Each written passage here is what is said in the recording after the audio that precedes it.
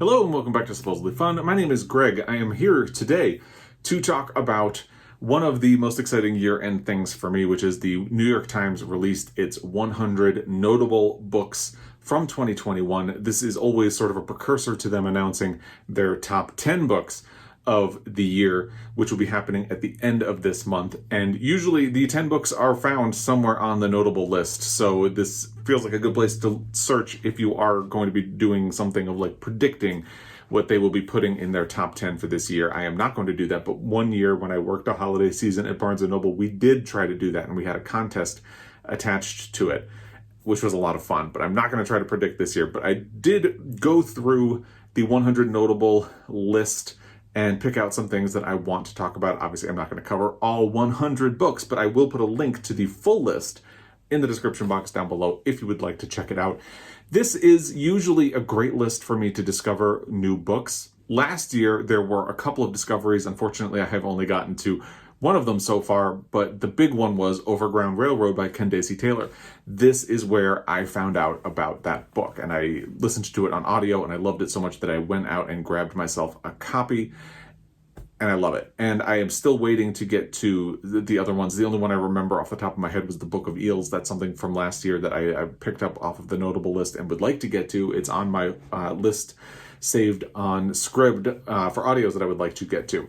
So let's dive in to this list. I've divided it into three categories. There are new discoveries. Unfortunately, there are not a whole lot of new discoveries for me this year, and there's only really one that I immediately wanted to read. In that category, I think there are two others that are kind of maybes. So I'd like your feedback on those to let me know what you think about them. And then another category is books that are already on my TBR but made the list. And then we'll cover some familiar friends, which are books that have already been popping up in conversation in a lot of different places. So maybe it's not too surprising that they made this list, and we'll kind of go through those ones a little bit quickly. Let's start with the new discoveries for me. The one that I was immediately interested in is Punch Me Up to the Gods by Brian Broome. This is a memoir. Unfortunately, it is not available on audio anywhere, so I might have to check my library to see if it is available. What they put as a blurb is, Broome's coming-of-age memoir explores Black manhood and queerness in the Rust Belt and the pressures that Black queer boys face to change. Broome pairs his own story with a scene he witnessed of a father screaming at his young son. I'm sold. That's all I needed, and I would really like to get to this. So this is something that, as I said, was not available on any of my subscription apps, so I'm going to have to check my local library and see if they have it, but I'm really interested in that one for sure. The next one on that list it's more of a sure thing than the other one, but not as sure of a thing as the Brian Broome book. It's The Trees by Percival Everett. And Percival Everett is an author I was completely unaware of until he became a finalist for this year's Pulitzer Prize for Fiction. And I'll put a link to my reaction video in the description box down below. And I got a lot of really great feedback about that book that was a finalist for the Pulitzer. I believe it was called Telephone or something like that. But the book that is listed on the notable 100 books of the year is The Trees by Percival Everett. And what they say about it here is, in rural Money, Mississippi, two white men are found murdered next to the corpse of a black man whose mutilated face bears an eerie resemblance to Emmett Till's. As more bodies pile up, Everett's acid satire expands to encompass America's racist past and present with equal parts horror and humor. So based off of the really positive feedback I got off of the book that was a finalist for the Pulitzer Prize and that description of this, I'm really interested in that. I have not checked to see if any of my subscription apps have this. I have not checked to see if my library has it, but that is one that I would be interested in reading. I would probably get to the Brian Broome book first, but I am interested. So it's definitely something new on my radar. And given the timing, probably for next year, but definitely on my radar to get to at some point. And then the final one, I'm going to need some feedback from you because I have never read a book by this author, but I've always been kind of intrigued and I've heard mixed things about him. So if you have feedback, I would welcome it because it will help me decide if this is something I want to read or not. It's What Strange Paradise by Omar Akkad. Akkad's second novel examines opposing sides of a migrant crisis from the point of view of two children, a boy who washes up on an island after a doomed ship passage, and the girl who takes him in and tries to get him to safety. In a compassionate but nuanced telling, the novel effectively effaces assumptions of superiority and inferiority, good and bad. Now that sounds really interesting, but as I said, Akkad's previous books have sounded really interesting to me as well, but I've just heard really mixed things about them. So if you are familiar with his work, let me know what you thought about him, and if you have read this, let me know what you thought of it, because it's new to me, and I just am a little bit hesitant based on some things I've heard about his writing to just dive in. So let me know what you thought. I'm interested, but I'm a little hesitant. Now let's get to the books that are already on my TBR, but which made the list. And the first one is Afterparties. This is a short story collection by Anthony Veasna, who unfortunately died before this book was actually published. I do believe he has another book that will be coming out because he had mostly finished it by the time he died. What they say is, the 9 stories in this deeply personal, frankly funny, and illuminating debut, published 8 months after the author's death at age 28, are all set in California's Central Valley and follow the legacies of the Cambodian genocide among the diaspora who resettled there. I mean, that sounds really interesting, right? And I've heard a lot of people say that they think it's very unfortunate that Anthony Veasna is an author who we have lost. I've heard great things in particular about the first story in the collection, which is called 3 Women of Chuck's Donuts. So I'm looking forward to getting to this. Again, based on timing, with the end of the year rapidly approaching, I'm likely not to get to this until 2022. But just the fact that they included it on this list makes me even more interested in getting to it at some point. The next one is something I was already aware of and not going to immediately put on my TBR. I want to read the author's other book first. The book is How Beautiful We Were by Mbue. What they say is Mbue's quietly devastating second novel about a fictional African village with high mortality due to an American oil company's pollution charts the ways oppression, be it at the hands of a government or a corporation or a society, can turn the most basic needs into radical acts. I heard really great things about Mbue's previous novel, which is Behold the Dreamers. I have a copy on this shelf down lower. I'm not going to pull it out right now, but I think I would like to get to that one before I think about cramming this one in. So I need to catch up on his previous novel before I think about this one. But I am also interested in feedback from you because I've heard really good things about How Beautiful We Were. And I'm just kind of thinking I still want to get to Behold the Dreamers first. But let me know what you thought if you have read it. The next one was one of my most anticipated books of 2021, and I will put a link to that video in the description box down below as well. It's Libertie by Kaitlyn Greenidge. I was a little surprised that this one made the list because it is a YA book, and you don't typically see YA ending up on best of lists for the end of the year. So I guess with the 100 notable books, there's a little bit more leeway to experiment or expand horizons with something like that. Frankly, I think there's a lot of really great YA out there, so it's not too surprising that one is ending up on this list.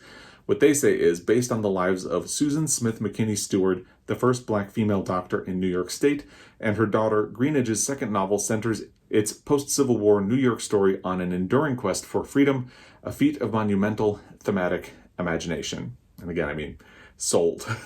Sold very much. And I believe it's about that daughter growing up and coming to terms and trying to find her own agency in the world, especially as a woman and as a colored woman in particular at that point in time. And of course, unfortunately, it is still relevant to our time right now. So looking forward to this as well. I believe the audio of this is actually on Scribd, so that is probably how I will be getting to it. I would like to try to get to this one before the end of the year, but I don't know if I'm going to manage to pull it off. The next one is a recent release. It's The Lincoln Highway by Amor Towles. I have never read one of Amor Towles' books, but I've heard really great things. Rules of Civility is supposed to be very good. A Gentleman from Moscow is supposed to be really good. I have a copy of A Gentleman from Moscow, but I haven't gotten around to reading it.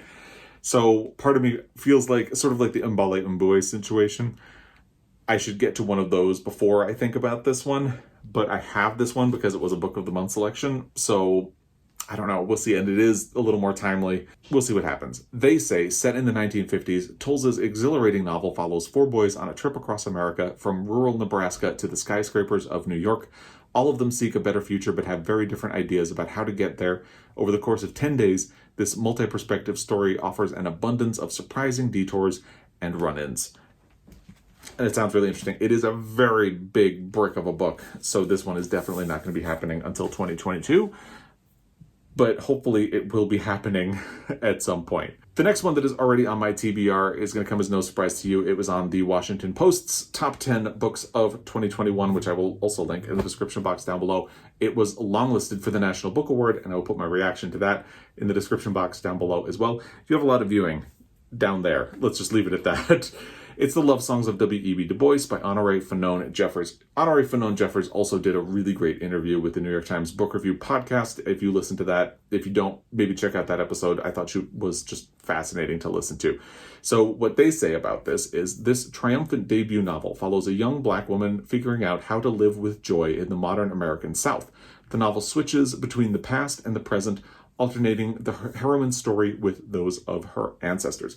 I would not at all be surprised if this one ends up on the New York Times top 10 books of the year.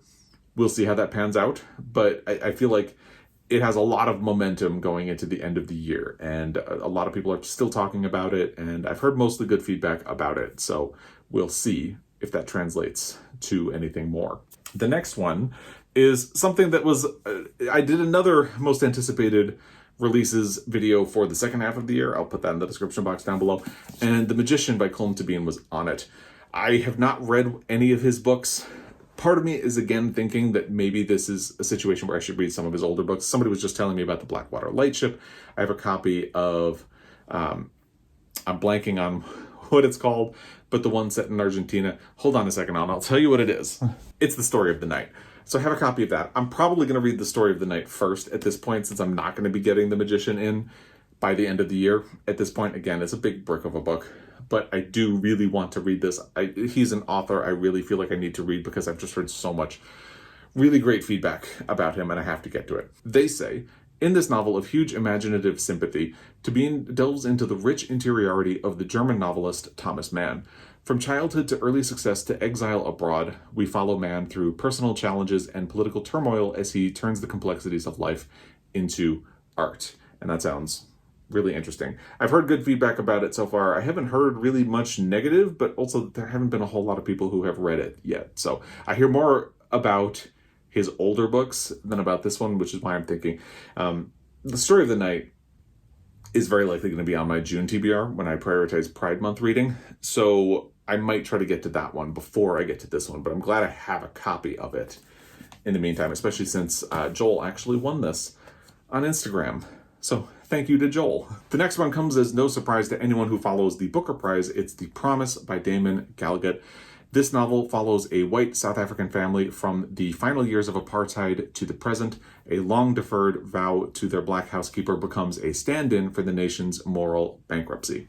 I heard a lot of criticism when this book made the long list for the Booker Prize, and then when it seemed like Damon Galgut was a shoo-in to win, which ultimately turned out to be true, because he is a South African writer, but he is also white.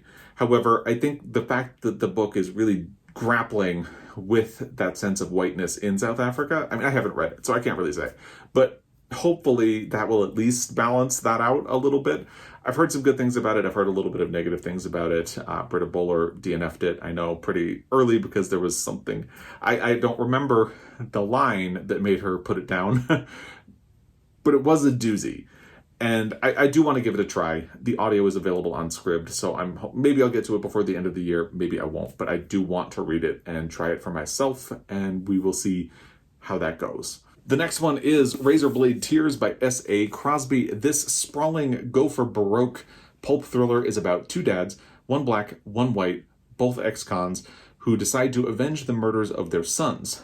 Crosby writes in a spirit of generous abundance and gleeful abandon, and unlike a lot of noir writers, he does not shy away from operatic emotion. He also gave a really great interview on the New York Times Book Review podcast. Basically, if you don't listen to that, maybe think about giving it a subscribe. I tend to pick and choose which episodes I listen to because they're all over an hour. So based on who's going to be in them, I might skip an episode or not. It's my right to do so. But he gave a really interesting interview. So what that doesn't mention, and what really interested me in this book in the first place, is that those sons are gay.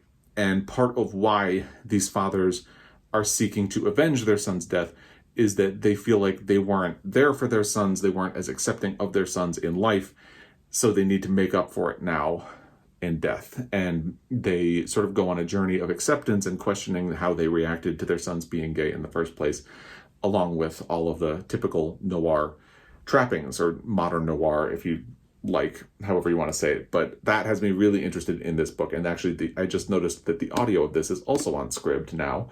So even though I have a physical copy, I'm probably going to be seeking it out that way. Maybe before the end of the year, maybe not. Audios, I feel like, will be a little bit easier to try to cram in before the end of the year, but we'll see how that goes. There's not that much time left.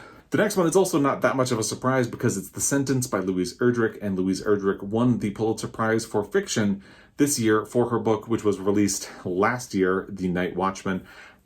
I was only okay on that book. I thought there were parts of it that I liked, parts of it that I didn't like. I had a much more successful read of Love Medicine, which was her very first book this year, and I feel like that is a book she should have won the Pulitzer Prize for, but that's my hot take. Plague of Doves is also one that she probably should have won a Pulitzer Prize for, with apologies to Olive Kitteridge by Elizabeth Strout. Anyway, they say, Erdrich's playful wit and casual style belie a seriousness of purpose which, in the case of this winning novel, entails tackling the pandemic, the death of George Floyd, the trials of doing time in prison, and, not least, the power of books to change lives. I believe there's also there's a cameo by the Raven Bookstore in Lawrence, Kansas, who I follow on social media because they are a really cool bookstore. If you don't follow them, please check them out. So that's kind of exciting. I'm not as excited about this because I've been very up and down with a lot of Erdrich's recent books. I feel like maybe I should go back to the beginning and explore more of those. But I do still want to give this one a try, and we shall see how that goes. The next one is a book that I have a hold of it on Libby, and I let it go to get back on the list. It's Crying in H Mart, a memoir by Michelle Zauner. The reason I didn't want to get to it was it became available when I was at the height of my reading slump and sort of just anxiety about things, and I wasn't getting a lot of reading done. So it seemed like the wrong book to read at that time, but I would like to get to it. In the musician's gutting account of coming to terms with her mother's death and coming into her own as a Korean American, food is the lifeline. And that idea of food being the lifeline and a sort of connection to her cultural past really appeals to me a lot. So we'll see if this becomes available before the end of the year, I might try to get to it as well. We shall see. And the next one is also not a surprise because it was on the Washington Post top 10 books of the year. It has been popping up in a lot of different places. It's Empire of Pain, The Secret History of the Sackler Dynasty by Patrick Radden Keefe. I think this one is probably also a shoo-in for the top 10 books of the year. But again, we'll see. I'm not trying to do predictions, but I do think the love songs of W.E.B. Du Bois and Empire of Pain have a really good shot at that. Especially since Patrick Radden Keefe is coming off of Say Nothing, which I believe was also a top 10 book of the year from the New York Times. So we shall see what happens with that. They say tenacious reporting and deft storytelling by Keefe, the prize-winning author of Say Nothing About Ireland's Troubles, gives this expose of the family widely blamed for igniting the opioid crisis, the moral heft of Greek tragedy, yielding a mesmerizing portrait of appalling greed and indifference. I've resisted the idea of reading this book for a really long time because it feels like something that would just make me angry, and because the news has been so fraught since 2016, maybe that felt like something to stay away with. But the more I hear about this book, the more I feel like it would be something good to get to. Probably not until 2022, but I am interested in it. And the final one in this category is Let the Record Show, A Political History of ACT UP, New York, 1987 to 1993 by Sarah Schulman. This is a big book. So I'm going to either wait until paperback or for it to become available on audio because it's just a really big book. But I'm very interested in this topic. I definitely want to read it. They say, based on the author's own involvement in the movement, as well as on 17 years of interviews conducted with 188 members of the group, this book is a weighty masterpiece, part sociology, part oral history, part memoir, and part call to arms. And that sounds fascinating to me. So now let's get to the final category, which is familiar friends. And these we're just going to go through really quickly because I don't think it's going to surprise anybody that certain of these books are on the list. For example, Beautiful World, Where Are You by Sally Rooney. I am not going to be diving into this book anytime soon. I read Conversations with Friends and I had a love-hate relationship with it. I thought the mechanics of Sally Rooney's writing were really interesting, but the novel itself didn't do anything for me. And then I was going to read Normal People immediately after that, and I had to put it down because I needed a Sally Rooney break, and I haven't gotten back to it. So if I do another Sally Rooney book, I'd probably do Normal People first. I'm pointing at my copy of the book, which is over there. But I don't feel like I'm in any rush. I'm not particularly enamored of her books. Sorry, that's just the way it is. And the same pretty much goes for Bewilderment by Richard Powers. Being honest, not a lot of what people have said about this has really convinced me that this is a book I should try, given that I didn't make it through The Overstory, which was the book of his that won the Pulitzer Prize for fiction. This was shortlisted for the Booker Prize. A lot of people are fans. That's fine. I think Richard Powers is a really great writer. His writing is beautiful. I don't know that he's for me, and that's all. And then the next one is something of a surprise because it was making the rounds last year. It was a finalist for the Booker Prize in 2020, Burnt Sugar by Avni Doshi.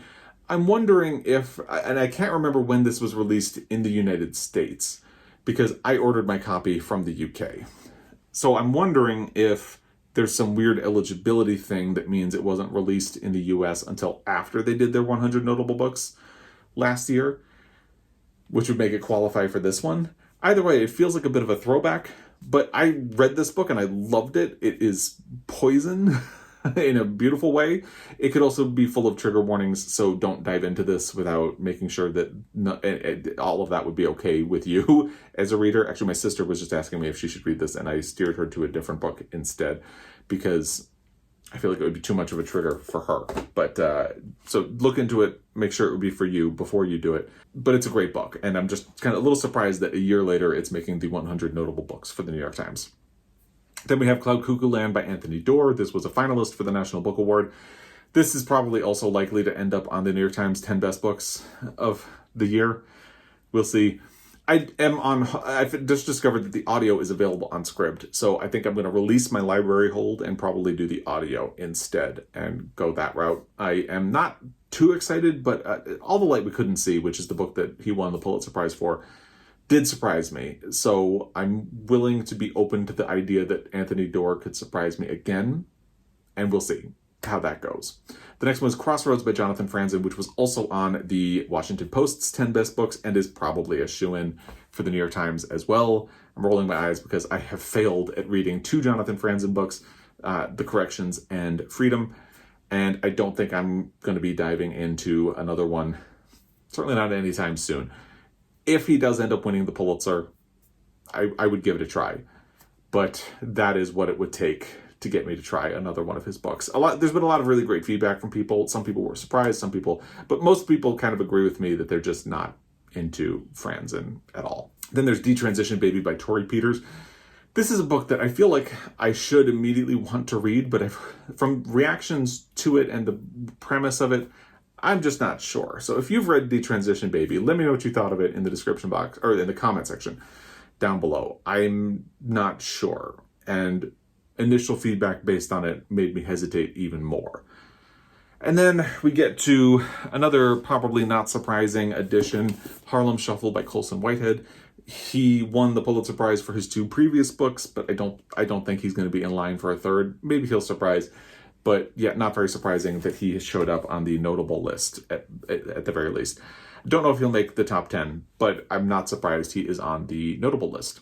Then there's Intimacies by Katie Kitamura. That was on the long list for the National Book Award as well. You can check out the video where I react to it down below. And then I'm going to be disappointed if this makes the top 10 of the year, but I won't be surprised. It's Clara and the Sun by Kazuo Ishiguro.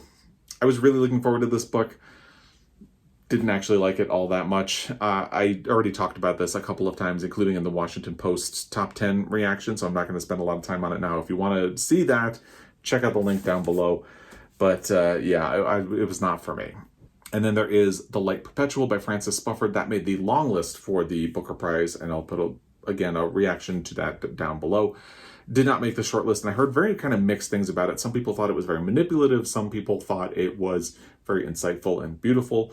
I have not read it and don't feel too compelled to pick it up, so I can't say for myself. And then there is No One Is Talking About This by Patricia Lockwood. And unfortunately, I feel like this one is a lock to get into the top 10. And I say unfortunately because I didn't finish it and have no interest in finishing it. But on an episode of the New York Times Book Review, one of their critics spent a lot of time talking about this book. So I know for a fact that at least one person from the New York Times is a huge fan of this book. And it was a shortlist title for the Booker Prize this year.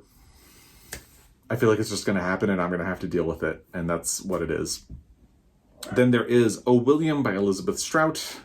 I apologize again for saying that A Plague of Doves should have won the Pulitzer Prize instead of Olive Kitteridge, but a big title this year. I've only read 2 books by Elizabeth Strout, and I thought Olive Kitteridge was fine, and I did not like the Burgess Boys, so I haven't really explored her writing any further. And then there is The Prophets by Robert Jones Jr. I read this in January or February and was convinced that it was going to be my favorite book of the year. And it's just been a really strong reading year, so it keeps getting pushed down my top 10. But I'm really glad to see it here. I would love to see it in the top 10. I don't think that's going to happen, but I'd be thrilled if it did. Then there's Let Me Tell You What I Mean by Joan Didion, and I read that back in January or February, and it was fine. But if you're going to read Joan Didion, definitely start with other books. And if you have already read Joan Didion, it's going to be interesting, but it's not really revelatory for me. So it is what it is. And then there's Red Comet, The Short Life and Blazing Art of Sylvia Plath by Heather Clark. I feel like this is also very likely to be in their top 10 books of the year. Heard a lot of really good things about it. It's a very big book, but I don't think I'm going to be picking it up anytime soon. But I have heard a lot of really good things about it. And then there's The Secret to Superhuman Strength by Alison Bechdel, which I thought was fine. It was better than Are You My Mother, which I kind of had problems with. But it's a good book. It's a diverting book. It's not a book I will be thinking about for a long time. Let's put it that way. And then the final one is Somebody's Daughter, a memoir by Ashley C. Ford. This is something that was on the Washington Post's top 10. Don't know if it will make the New York Times one, but it is something that I'm interested in reading, so we will be checking that out. And those are all the ones I would like to talk about. If you take a look at the list and anything jumps out at you that you would either recommend or want to talk about, please let me know in the comment section down below. Let me know what you think of this list. Let me know if you have predictions for what will be making the top 10 books of the year, which again, should be getting announced at the end of the month. I think November 30th is when they're doing an event for people who, if you're a subscriber, you can purchase early access. I am not going to be doing that, but we should be getting their list at the end of this month or at the beginning of December. And I'm really looking forward to that. So if you have predictions, let me know. And let me know what you think of this list. As always, I really appreciate your time. I will be back. Until next time, happy reading.